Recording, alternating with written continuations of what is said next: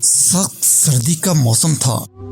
وہ سونے کی تیاری کر رہے تھے کہ اچانک ان کی بیوی کے ہاتھ سے پانی کا برتن گر کر ٹوٹ گیا اور پانی کمرے کی چھت پر پھیل گیا۔ انہیں بہت پریشانی ہوئی کہ اب پانی نیچے ٹپکے گا اور نیچے ٹھہرے مہمان پر اگر پانی گر گیا تو انہیں تکلیف ہوگی۔ انہوں نے فوراً اپنا لحاف اٹھایا اور اس پانی پر ڈال دیا تاکہ لحاف پانی کو جذب کر لے اور پانی نیچے کمرے میں نہ ٹپکے۔ لحاف نے پانی تو جذب کر لیا لیکن اتنا گیلا ہو گیا کہ اب اسے اوڑھنا ممکن نہ تھا۔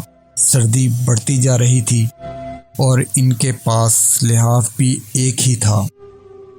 انہوں نے ساری رات جاگ کر اور ٹھٹھر کر گزار دی، لیکن انہیں اس بات کی بہت خوشی تھی کہ ان کی وجہ سے مہمان کو کسی قسم کی بھی تکلیف نہیں ہوئی۔